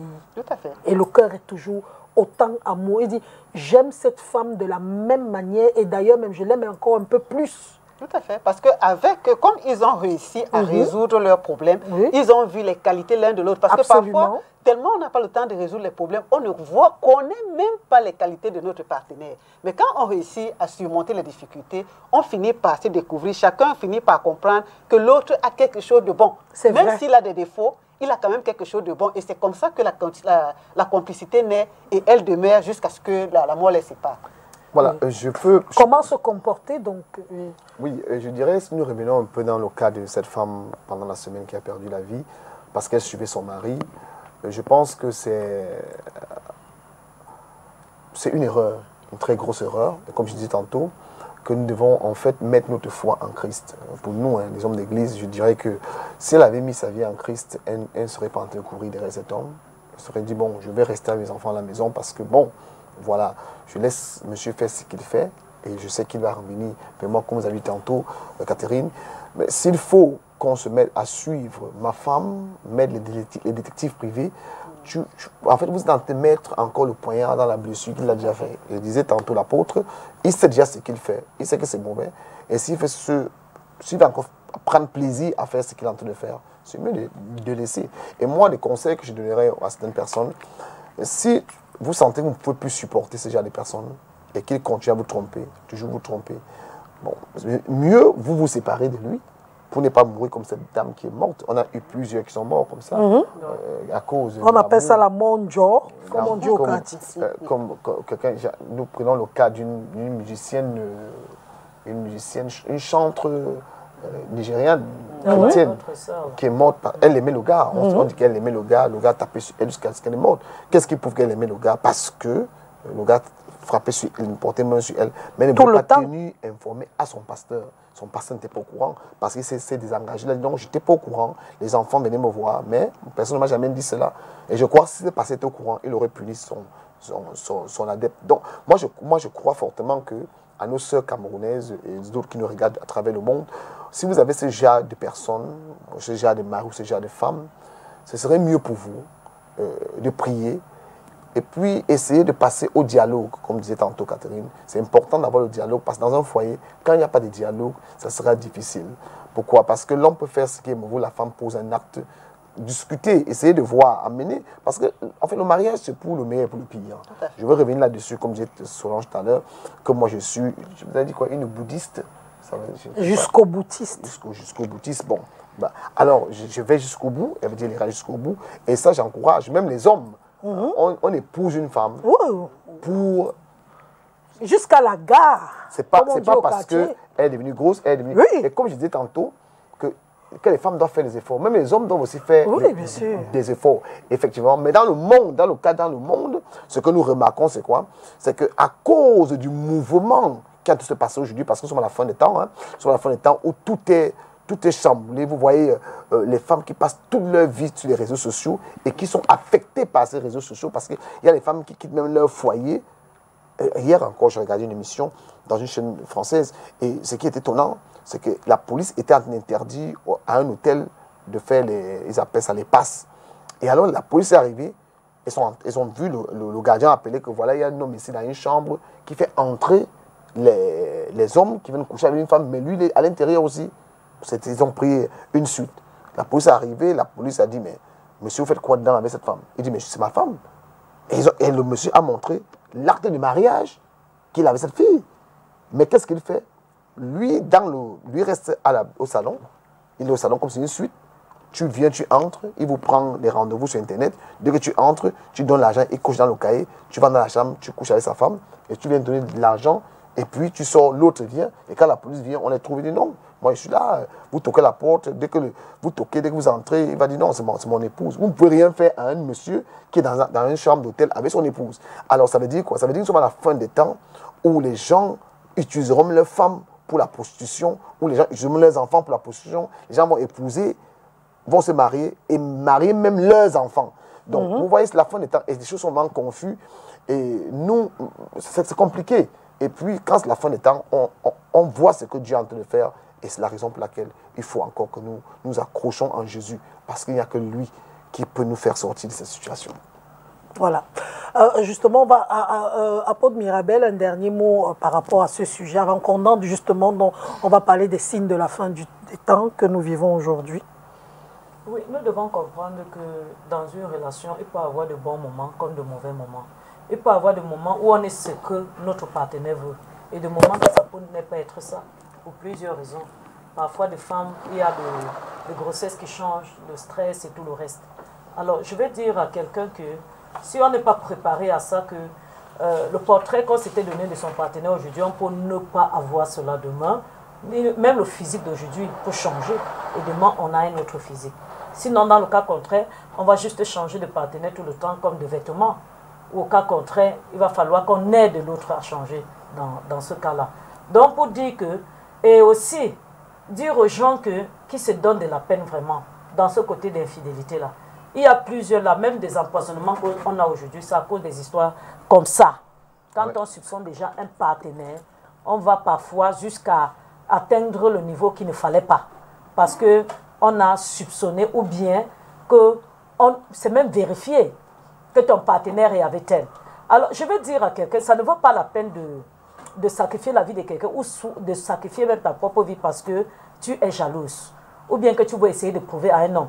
Aujourd'hui même, je dirais même aux femmes, pour ne pas choquer les femmes, que si tu n'es pas préparé à l'infidélité, ne va pas au mariage. Parce que rien ne prouve. Je dis bien sûr, tu n'es pas préparé à ça. N'y va pas du tout. Parce que rien ne prouve que cet homme, aujourd'hui qui est fidèle à toi, dans 5 ans, il le sera encore. Je dis vice-versa. Hein, parce que même il y a des femmes, après 2 ans, elle te dit qu'elle veut varier aussi et tout et tout. Donc je dis ceci, si on n'est pas prêt à l'infidélité aujourd'hui, parce qu'aucune couche n'est épargnée aujourd'hui. Avant, il y avait des gens qui rêvaient même être avec les hommes religieux parce que c'est vrai, les hommes les plus fidèles. Mais aujourd'hui, c'est bondé dans les tribunaux des mariages des croyants.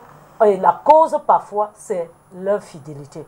Parce qu'en fait, on ne pouvait pas imaginer que c'est une telle personne qui pouvait nous faire une telle chose. Donc, je veux dire à quelqu'un, si tu n'es pas prêt à ça, je ne t'engage pas dans une relation. Sinon, tu auras vraiment les palpitations du cœur. Donc, c'est pour encourager mes soeurs déjà à se protéger le cœur et à dire, quand l'homme rentre à la maison, il est pour toi. Mais quand il sort, la recommande-le à Dieu. Donc, voilà un peu ce que je peux dire. Voilà. On va parler d'un sujet très important. Je commence par Cathy Etonde. De plus en plus, le mot fin du monde est prononcé partout, à la télévision, que ce soit les télévisions, même non chrétiennes, même les acteurs, les hommes politiques.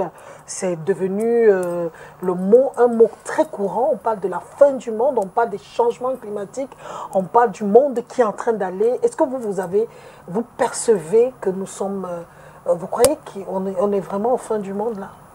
Oui, j'y crois. Parce que quand on lit ce que la Bible dit concernant la fin du monde et on regarde ce qui se passe sur la terre en ce moment, ça se ressemble comme 2 gouttes d'eau. Donc, les gens essaient de ne pas croire parce que les événements de la vie les emportent, peut-être parce qu'ils ont une bonne situation, peut-être parce qu'ils ont envie de s'amuser et autres. Mais on ne peut pas ignorer ça. Si on prend, par exemple, les changements climatiques, c'est grave, hein? Moi, je travaille avec un organisme et on parle des changements climatiques. Quand on parle, je ne suis pas expert dans la chose profonde parce que je travaille sur l'adaptation et la résilience. Et quand ils parlent, on a peur. Ça fait froid dans le dos. Par exemple, il y a une entreprise agricole qui a créé des produits qui vont polluer le sol en profondeur. Vous imaginez ce que ça peut faire en ce moment et ce que ça fera d'ici 10 ans. Il y a des gens, ils veulent aller sur la Lune. Pourquoi? Certains décident d'aller sur la Lune parce qu'ils voient ce qui se passe sur la Terre. Ils se disent qu'avant que les choses ne se gâtent, il faut que nous, on trouve un moyen d'aller rester ailleurs. Au-delà des changements climatiques, nous voyons déjà la haine, la méchanceté qu'il y a en ce moment. Il y a une organisation qui nous a envoyé un newsletter dans lequel il disait qu'en 2019, plus d'1 milliard de personnes ont eu un problème de santé mentale à cause des guerres. Parce que les guerres, maintenant, quand on ouvre la télé, on n'entend parler que des guerres. On a tellement peur, mais on ne sait plus ce qu'on doit faire. Les armes sont fabriquées comme ce n'est pas possible. Et il y a aussi la Covid-19 qui a obligé les gens à rester confinés, qui a tout transformé pendant 2 ans. On ne sait pas ce qui va arriver. Hein. Et puis, il y a les problèmes sociaux. Les problèmes sociaux, il y en a tellement maintenant. On ne peut pas nier que la fin du monde est proche. Quand on va regarder dans les familles, 9 familles sur 10, peut-être que j'exagère, peut-être qu'on a 7 sur 10, ont des problèmes. Il y a des problèmes divers. Les gens n'arrivent plus à s'entendre. Les enfants sont tellement désobéissants à leurs parents. Les adolescents aujourd'hui, pour les contrôler, ça devient extrêmement compliqué. Et il y a des dérives, pour les dérives alors, c'est la magie. N'en parlons plus. Et puis, on ne peut pas s'en passer. C'est-à-dire, on est tellement envahi. On ouvre le téléphone, on les trouve. On regarde la télé, on les trouve. Si on reste à la maison, ça vient nous trouver peut-être parce que c'est les voisins qui sont dans les dérives. On va en route, on les trouve. On va à l'école, on les trouve. On est au travail, on les trouve. C'est-à-dire qu'on est envahi par tellement de choses aujourd'hui qu'à la fin, on se demande que est-ce qu'on n'est pas forcé de croire à ce que la Bible dit. Moi, j'y crois. Évêque. Oui, alors, je dirais ceci déjà. C'est pas une enfant de Dieu qui le dit. Oui. Donc, je veux dire que ce n'est pas. Elle est une enfant de Dieu, mais c'est pas une femme de Dieu C'est pas une femme qui de a Dieu. un langage comme ça. Une femme Donc, d'église. imaginez un peu, c'est pas une femme d'église. Voilà.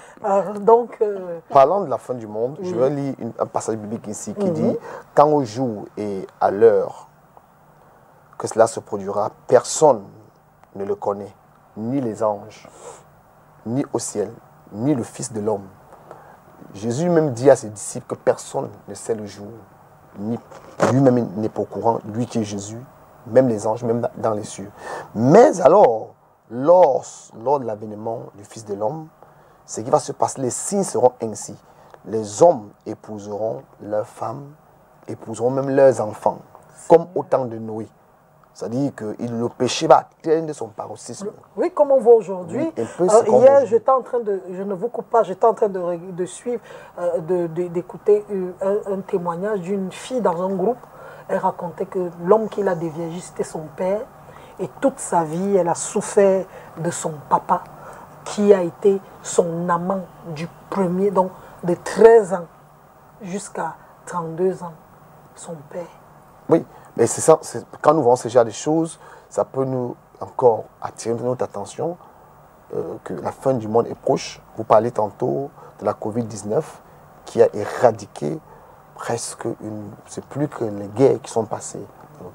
Et lorsque nous regardons même, lorsque ces chefs d'État essaient de parler, essaient de dire des choses, nous croyons qu'il y a quelque chose qui est caché derrière le nouvel ordre mondial.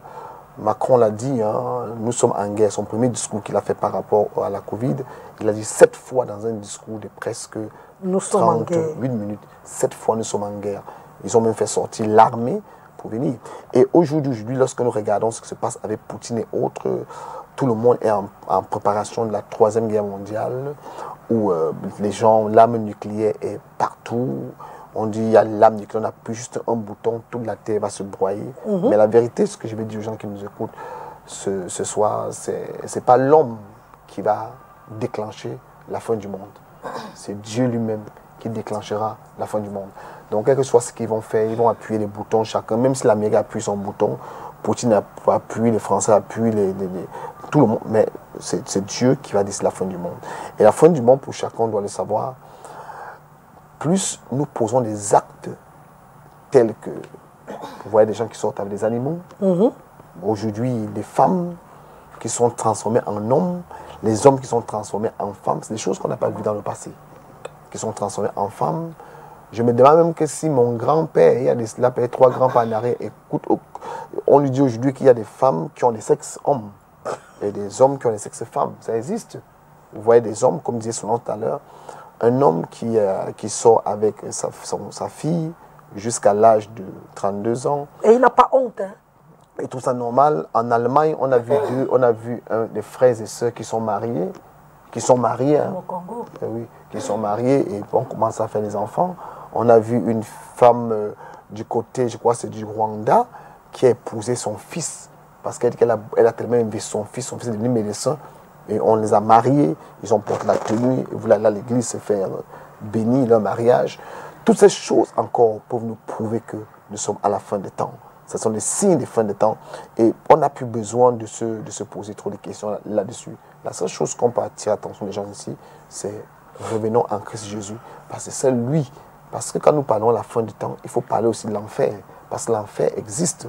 Parce que, Madame Etongue, si vous croyez à la fin des temps, croyez aussi qu'il y a aussi l'enfer qui existe. Parce que l'enfer qui existe, où il y aura des bons et des méchants, certains iront dans les temps de feu, d'autres iront avec Christ. Bon, lorsqu'on parle de ça, les gens ne veulent pas entendre parler de ça, mais on va parler de la fin du monde. Nous ne pouvons jamais parler de la fin du monde sans parler de l'enfer. Parce que la même Bible qui parle de la fin du monde, et la même Bible parle de l'enfer. L'enfer existe. Il y a ceux qui vivent mal, qui vivent, c'est vrai, nous ne sommes pas sauvés selon nos actes, mais ce n'est pas la grâce de Dieu, mais nos actes peuvent nous pousser à aller en enfer. Ça, c'est une vérité parce que tu ne peux pas dire que tu crois en Christ et tu mènes une vie d'abomination devant le Seigneur. Dieu te mettra, il te mettra de côté. C'est la raison pour laquelle j'attire encore l'attention de tout cela qui nous regarde ce soir pour dire que la fin du monde est proche et quand vous voyez tout ce qui se passe autour de vous, regardez il y a cela 10 ans, Le monde a tellement changé, madame. Le monde a tellement changé. Moi, je me pose la question, quand vous voyez des jeunes filles sur Facebook, sur TikTok, vous voyez une jeune fille, elle a 14 ans, vous voyez la façon dont elle se compose sur TikTok, vous me dites que, mais est-ce que c'est si même... Vous vous posez, c'est peut-être votre fille, vous dites que c'est ma fille, comment ça va se passer? Mais alors peut-être votre fille le fait aussi dans sa chambre et vous ne voyez pas peut-être parce qu'elle vous a bloqué. Donc moi j'ai dit, nous devons tous se référer à Christ Jésus, parce que le seul qui nous apportera la vie éternelle. Terminé. Oui, Solange, ce que je voudrais dire, c'est qu'avant la fin, ce qui va d'abord arriver, c'est l'enlèvement. Et aujourd'hui, l'actualité, c'est beaucoup plus la préparation à l'enlèvement. Parce qu'il y a les signes qui vont montrer que l'enlèvement est proche. Voilà. Le Seigneur avait dit, quand vous verrez telle et telle chose, sachez que le Fils de l'homme est à la porte. Il y aura les guerres, il y aura les tremblements de terre. Il y aura, dont les hommes vont fuir d'un coin à l'autre.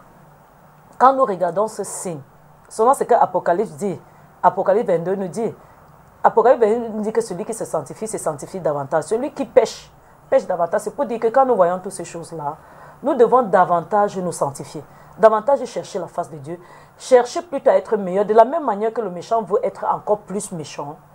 Nous qui craignons l'Éternel, nous devons encore le craindre davantage. Donc n'attendons pas que les choses s'améliorent là-dehors. Parce que si ça s'améliore, ça veut dire que les prophéties bibliques ne vont pas s'accomplir. Parce que les choses qui se passent aujourd'hui, c'est des choses que la Bible avait déjà prédites. Il n'y a rien qui se passe là que la Bible n'avait pas prédit du tout. Alors, je veux dire une chose, quand nous voyons ces choses, c'est le moment pour nous de nous préparer. Comme une jeune fille qui attend son fiancé, qui se part, qui se lave, qui se nettoie, qui porte sa belle robe. Je veux dire à quelqu'un aujourd'hui, quand nous voyons ces choses, rentre chaque jour et tu te poses la question, si c'était la dernière heure, si c'était maintenant que le Seigneur revenait, est-ce que tu seras prêt à partir? Donc n'attends pas que le monde aille je veux dire quoi, change positivement. Si cela change positivement, cela veut tout simplement dire que les prophéties bibliques ne vont pas s'accomplir. Ouais. Donc mettons cela en tête. Nous ne prions pas pour que le monde change. Nous prions pour nous sanctifier et aider ceux-là qui sont en train de prendre la mauvaise direction à retourner, à venir vers la bonne direction, c'est-à-dire à voir Christ en eux et marcher dans la lumière de Christ. Dans le cas contraire, nous sommes en train de combattre les prophéties bibliques de s'accomplir. Accomplissement de Oui, justement, on dit que car les hommes seront égoïstes, amis de l'argent, fanfarons, hautains, blasphémateurs, rebelles à leurs parents, ingrats et irréligieux, comme Madame Etonde disait tout à l'heure, calomniateurs, intempérants, cruels, ennemis des gens du bien, traîtres, emportés, enflés d'orgueil, aimant le plaisir plus que Dieu, ayant l'apparence de la piété, mais régnant ce qui en fait la force. Éloigne-toi de ces hommes-là. Il en est parmi eux qui s'introduisent dans les maisons et qui captivent les femmes d'un esprit faible et borné, chargé de péché, agité par des passions de toute espèce, apprenant toujours et ne pouvant jamais arriver à la connaissance de la vérité. Mais ils ne feront pas de plus grand progrès car leur folie sera manifeste pour tous, comme ce fut pour le temps pour ces deux hommes-là.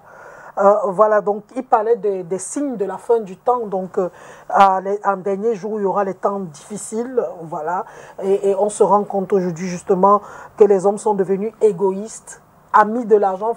Vous voyez tout ce qu'on peut faire aujourd'hui à cause de l'argent. Ils sont devenus amours de l'argent même. Ils idolâtrent, ils adorent l'argent. Mais quand la Bible parle ici d'hommes, c'est homme avec grand H. Oui, homme avec grand H, bien sûr. C'est les humains, oui. Je pense que c'est tout ce que Solange vient de citer là, c'est ça qui caractérise l'être humain aujourd'hui. Oui. Et c'est ça qui est à la source de... Rebelles envers leurs parents, vous parliez de ça. Envers leurs parents, envers l'autorité. Oui. Donc, je voudrais dire que beaucoup de gens connaissent ces choses. Nombreux sont ceux qui les connaissent. Mais les gens veulent se tailler, avoir parfois des religions sur mesure. On connaît, mais je vais choisir d'aller à tel endroit ou à tel autre. Parce que là-bas, on ne va pas me déranger, on ne va pas m'interdire telle chose ou telle autre. Et si bien que on ne met pas en pratique ce qu'on apprend. Or, chacun de nous devrait se remettre en question et se demander que qu'est-ce que je fais face à toutes ces situations-là. Parce qu'il y en a qui, quand bien même ils y croient, ils se retrouvent toujours avec des mauvaises personnes. Donc, ce qu'ils lisent dans la Bible, ce qu'ils croient, ça reste, ils ont ça dans la tête, mais pas dans le cœur. Et ça entraîne encore beaucoup de mauvaises choses aujourd'hui. Quand on va dans les familles, par exemple, il n'y a plus d'éducation. Hein. Le fait que les enfants ne soient pas éduqués, ça pose des problèmes dans la société. Parce que beaucoup de parents se trouvent des excuses. Ils sont très occupés, ils sont occupés à gagner de l'argent, ils veulent leur apporter, ils veulent construire, ils veulent. Les enfants sont devenus capricieux. Capricieux. Et puis, il y a un Papa, si tu ne me donnes pas le dernier. Ben voilà, c'est le phénomène de mode. Il faut donner aux enfants tout ce qu'ils veulent. Et il ne faut pas les frustrer. Il ne faut pas leur dire ci, il ne faut pas leur dire ça. On ne connaît même pas sa famille. C'est-à-dire, toute la vie des humains tourne autour des biens matériels. On pense que notre bonheur dépend de ce que nous avons, au lieu de ce que nous sommes. Si bien que quand on n'a plus telle chose, quand on n'est plus telle personne, on n'existe plus. Et puis, les gens, il faut voir, les gens sont tellement en compétition, tellement on cherche à faire n'importe quoi pour être vu, pour être connu. Et on ne sait pas que quand on a tous ces biens matériels, finalement, ça ne nous rapporte rien. Hein. J'avais une de mes sœurs qui a vécu au Kenya, l'écrivaine. Elle me disait que ce qu'elle avait remarqué, c'est que les Kenyans passent beaucoup de temps au travail. Ils ont de belles voitures, de belles maisons, et ainsi de suite. La nourriture, tout. Mais finalement, ils n'en profitent pas. Parce que, comme ils passent tout le temps au travail, c'est le petit personnel qui profite de tout ce qu'ils ont dans la maison. Et beaucoup de gens sont tellement emportés par ces biens qu'ils oublient de se marier, ils oublient de se faire plaisir, ils passent tout le temps au travail, ils amassent et finalement ils n'en profitent pas. Quand ils ouvrent les yeux, il est trop tard pour faire quoi que ce soit. Dans certaines sociétés, même de la place, on a remarqué que les employés, quand ils partent à la retraite, ils finissent par mourir 2 ou 3 ans après leur départ à la retraite. Pourquoi? Pour toutes ces raisons-là. Donc moi, si j'ai quelque chose à dire, je dirais que chacun de nous doit se remettre en question. Mais justement, je voulais poser la question à l'évêque. Que faut-il faire aujourd'hui? On est au courant. Même le climat en train de changer, c'est les guerres partout. On a vécu Corona. Les gens se sont... Un moment, même moi, quand Corona a commencé, j'ai pensé que peut-être ça allait remettre les gens... ça allait permettre aux gens de revenir en soi, de faire une petite introspection, une remise en question pour comprendre un peu que la vie, le chemin que nous avons pris n'était pas bon et que peut-être il fallait revenir à d'autres. Mais on se rend compte que dès que le corona est fini, on est rentré exactement dans les mêmes travers. Effectivement, c'est ce que disait tantôt l'apôtre aussi, que nous ne prions pas pour que le monde change. Parce que si le monde change, nous revenons à la normale, alors les prophéties du Seigneur ne s'accompliront pas du tout. Alors nous prions, chacun de nous, c'est pour que nous essayons de nous approcher plus de Christ. Pourquoi? Parce qu'à l'avènement, à l'enlèvement, on doit le savoir, Christ viendra enlever son Église. Et ceci étant dit, c'est ceux-là qui seront prêts comment? Par leur façon de faire et d'aimer Christ. Alors, au jour d'aujourd'hui, c'est que nous constatons, que ce soit dans nos maisons, que ce soit dans nos sociétés, nous constatons que la vie est anormale. C'est-à-dire que vous voyez, la vie est anormale. C'est-à-dire si vous voulez comprendre la vie normalement, ce n'est pas possible. Et je causais avec quelqu'un, je crois que c'était hier, un monsieur, parce qu'il me parlait d'une société sur la place camerounaise, dont le propriétaire est mort et la société a complètement fermé. Alors je disais que non, mais la société, c'était une grosse société il y a cela 20 ans quand j'étais au Cameroun. Je dis, mais c'est une grosse société. Il me dit, non, oublie ça, c'est terminé là. Je dis, et l'autre société, mais ça c'est terminé. Je dis, mais comment? Alors il attire mon attention, il me dit, tous ces gens-là, lorsqu'ils meurent, la société tombe. Et il me dit, mais comment c'est, mon évêque? Expliquez-moi cette situation. J'ai dit, effectivement, parce qu'il n'y a pas un esprit de transfert. Les enfants ne sont pas prêts à accepter que leur père puisse transférer ce qu'ils ont. Ce n'est pas parce que papa a de l'argent que tu vas te dire, parce que généralement, ces enfants-là, quand leurs pères ont beaucoup d'argent, ils ne cherchent même pas à savoir comment le père a fait pour avoir l'argent. Le papa était peut-être, je vous prends un exemple, un peu, était peut-être un hôtelier, il avait des hôtels, mais tu as passé ton temps à vivre en Europe, à monter, à descendre avec les femmes dans les jets privés et autres. Là. Papa est mort. Il faut quelqu'un pour gérer l'entreprise, pour que l'entreprise continue. Toi, tu vas courir, venir prendre l'entreprise parce que tu crois que l'entreprise, c'est l'argent. Or, l'entreprise, la machine qui produit de l'argent. Et tu viens, tu détruis la machine qui produit de l'argent. Et là, tu vas devenir pauvre. En fait, tu vas continuer à bouffer ce que papa a pris. Et après, tes enfants vont venir, vont recommencer au point de départ. Et c'est un peu, si vous regardez un peu ce qui se passe dans nos sociétés aujourd'hui, parce que nos enfants ne veulent pas être éduqués. Or, nous sommes appelés à transférer ce que nous avons reçu. Et ce que nous avons reçu doit être très important, qui vient de Christ. Même vous qui êtes de la société, vous les psychologues, c'est très important de aussi informer à ces enfants. Je vais vous dire ceci. Chez les Juifs, en Israël, même en France, ce serait difficile, en France, en Allemagne, en Belgique, que ce soit en Europe, ce serait difficile de voir un enfant juif travailler dans un McDonald's, travailler dans une société. L'enfant juif travaille dans la société de son père. Si son père est menuisier, il sera menuisier. Si son père est tailleur, il sera tailleur. Mais il sera tailleur de la haute qualité. C'est-à-dire son père peut être taximan, il va à l'école apprendre à gérer les taxis. Vous comprenez ce que ça veut dire? Or, au jour d'aujourd'hui, nous avons nos enfants, peut-être tu es même boulanger, tu fais des beignets, la maman fait des beignets. L'enfant n'est pas prêt, ou la fille n'est pas prête à venir faire les beignets avec sa maman, apprendre comment faire les beignets. Et demain, elle peut faire une grosse entreprise où on fait des beignets. Non, elle ne fait pas. Chez eux, même quand tu es agriculteur, ta fille est aussi agricultrice. Et ça, c'est très important. Elle va faire des études pour revenir. Travailler super. Et ça, c'est très important. Vous comprenez? Bon, ça, c'est en parenthèse. Peut-être vous ferez un programme là-dessus. Oui, parce que pourquoi plusieurs... le transfert. Pourquoi plusieurs entreprises, aujourd'hui, quand le promoteur meurt, les enfants prennent, la société tombe. Vous allez regarder par ici à Douala, que ce soit à Yaoundé, essayez un peu de voir. Vous allez constater ça. Alors, maintenant, nos enfants aujourd'hui, lorsque je regarde sur les réseaux sociaux, j'ai vu la fois dernière, nos lycéennes se sont retrouvées dans une maison où elles se couchaient entre elles. Elles ont laissé l'école. Je ne sais pas si vous avez vu ça dans les réseaux sociaux.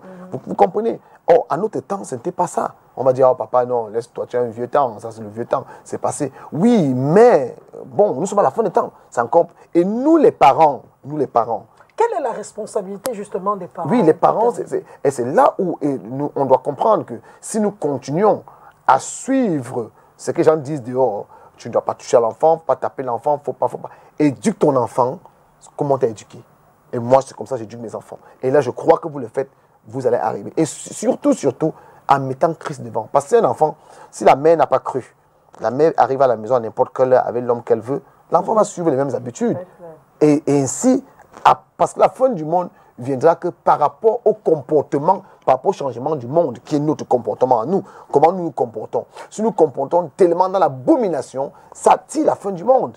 Si nous voulons freiner la fin du monde, commençons à vivre bien, le Seigneur lui-même va dire, ah, peut-être que le côté-là ne s'est pas encore repenti. Mais si nous vivons, les femmes, il y a les femmes qui ont des maris qui sont des chiens. Je vous dis parce que moi je vis en Europe, je connais des femmes que leur mari c'est des chiens. Il y a une qui s'est mariée dernièrement avec son chien. Avec son chien. Vous allez voir des femmes qui épousent leur père, épousent leurs enfants. Vous allez voir des gens qui vivent des abominations terribles que vous avez même peur de parler. Et s'il vous plaît, vous ne parlez pas. Hein. Il y a un moment en Angleterre où on voulait que les pasteurs commencent à bénir les mariages gays, même si vous n'êtes pas gay, même si votre église n'est pas gay. Si un gay entre dans votre église, il vous dit bénis mon mariage, 2 hommes, vous allez bénir leur mariage. Je connais des pasteurs gays en Angleterre, des pasteurs. Il est pasteur, mais il est un homosexuel.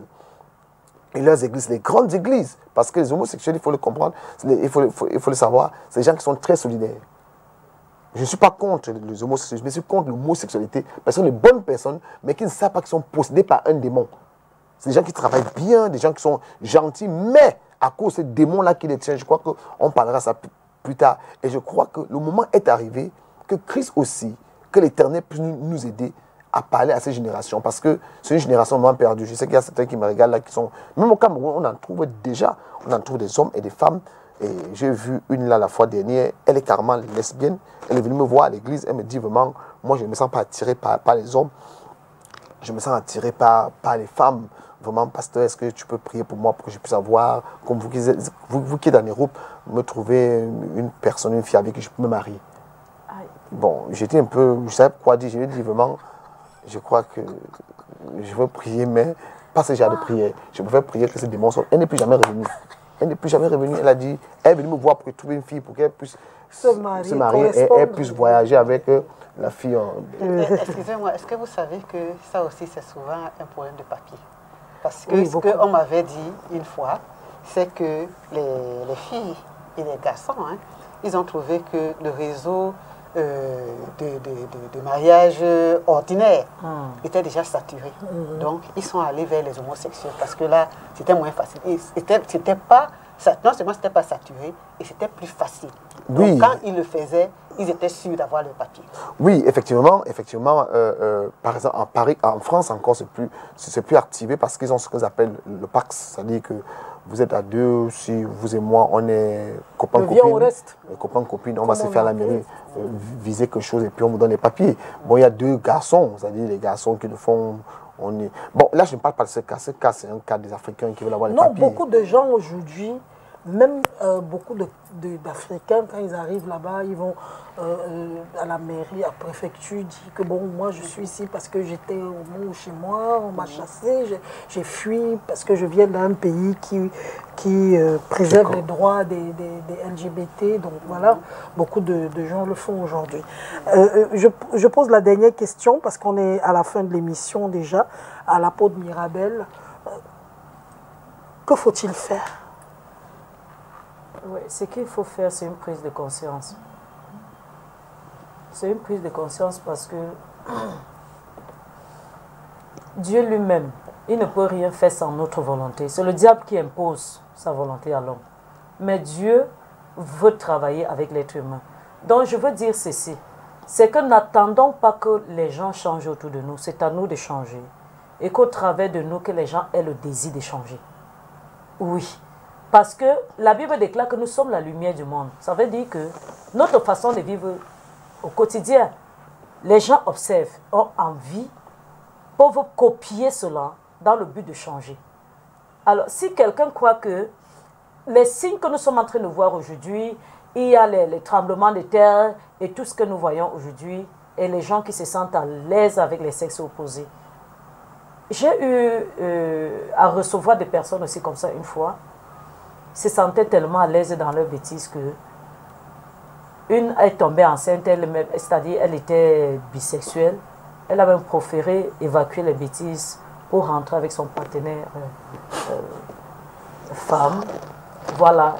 Donc, tu vois des gens qui, comme la Bible le dit dans le livre de Romains, ils deviennent fous en un mot.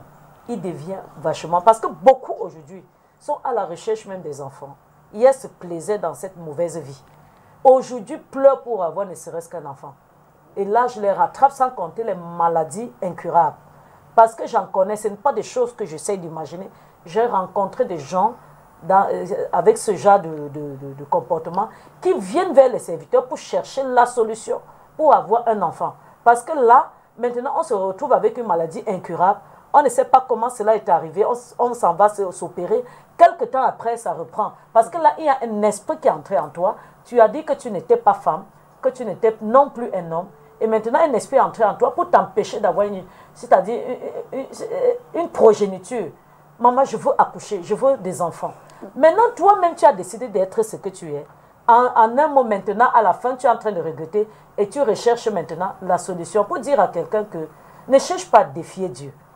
Mais tout simplement, remets-toi en question et dis à Dieu qui t'aide. Parce qu'aujourd'hui, beaucoup cherchent les solutions, comme l'évêque l'a dit et comme notre sœur aussi l'a dit, pour avoir les papiers. Après quoi? L'appétit vient en mangeant. Hein.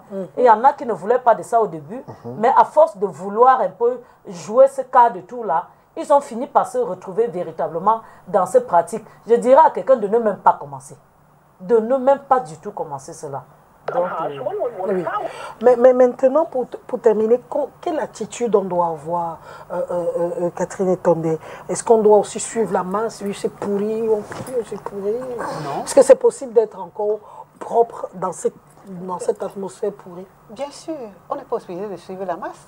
Rien n'explique, ne confirme que c'est la masse qui a raison. Nous devons être corrects. Chacun doit essayer d'avoir ses relations personnelles avec Dieu. Parce que toutes ces choses ne sont pas sans conséquences. Hein. Vous avez parlé tout à l'heure des gens qui vont avec les animaux. J'ai fait une formation sur la zoonose. J'entendais toujours parler. Et puis, comme je suis dans les organismes internationaux, on a parlé de la zoonose. Mais je vous assure que beaucoup de maladies proviennent de la zoonose. Tout à fait, oui. Des animaux. D'accord. C'est extrêmement dangereux. Chacun est libre de faire ce qu'il veut. C'est-à-dire que tu as eu un partenaire qui est allé avec les animaux, après il vient avec toi l'homme, et c'est comme ça qu'il y a les mélanges. Il y a des... C'est incroyable. Il y a toujours des conséquences. J'avais lu une pensée d'une personne intelligente qui a dit « Nul n'est plus esclave que celui qui se croit libre sans l'être ». Nous pensons que nous sommes libres de faire ce que nous voulons. Ok, Dieu ne nous suit pas, il ne nous supplie pas. Hein. Dieu n'a pas de problème. C'est l'homme le C'est nous qui avons des C'est le problèmes. plus grand démocrate au monde. Ben voilà, nous avons... Il dit, vous faites ce que vous voulez. Nous voici la finissons par... oui, Eh ben voilà. Oui, il dit que voici le bien, voici le mal. Mais je te conseille de prendre le bien. Tout à fait. Oui. C'est le plus grand C'est démocrate le du plus monde. grand démocrate du monde. Il ne bouscule personne. Il nous dit exactement ce que nous devons faire. C'est à nous de faire le choix. Oui. Chacun Il fait avait le dit choix. à Adam et Ève, voilà l'arbre, voici, voilà. Donc, vous êtes libres, hein. Mais moi, je vous conseille de ne pas... Tout à fait. Maintenant, c'est à vous. Maintenant, si chacun veut aller faire ce qu'il veut, il est libre. Mais seulement, Voilà. rien n'est sans conséquence. Absolument. On pose des actes de bonnes actions, on a des conséquences heureuses. On pose de mauvaises actions, on en paye toujours les frais. Moi, je suis spécialiste en santé mentale. Je sais ce qui se passe parce que généralement, vrai. ceux qui se sont enfoncés dans le mal, quand ça les rattrape, ils sont obligés de nous dire la vérité. Et puis, on découvre qu'il vaut mieux avoir une vie correcte. Vraiment, ne pensons pas que... Les gens ne nous disent pas... Quelqu'un avait dit un jour que nos problèmes ne paraissent pas sur Facebook. Ça ne paraît certainement pas sur notre visage. Mais il y a des souffrances que les gens ne disent pas. Tout à fait. Ne suivons pas la masse. Absolument. On est à la fin de l'émission aujourd'hui. On va se séparer avec... je voudrais bien lire je voudrais paraphraser ce verset biblique de l'Ecclésiaste. « Jeune homme, réjouis-toi pendant les jours de ta jeunesse. Livre ton cœur à la vie selon les désirs de ton cœur. Marche selon les désirs de ton cœur. » Mais il y a un piège derrière.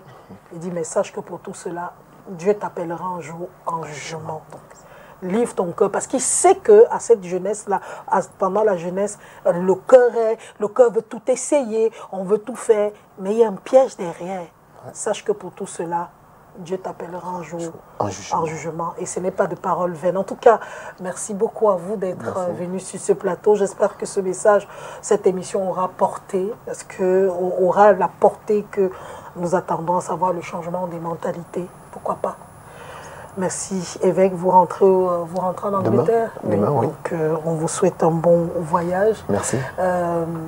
Catherine Etondet, toujours entre dans la Yaoundé.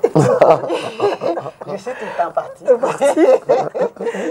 Apôtre Mirabel, vous êtes à l'église, vous êtes du côté de Logbaba. Donc, oui, pour ceux qui voudraient vous joindre. Et puis, on connaît votre Facebook déjà. Donc, vous tapez et puis vous avez toutes les informations. En tout cas, portez-vous bien. Bon week-end à tous et soyez sages. Merci. Bye bye.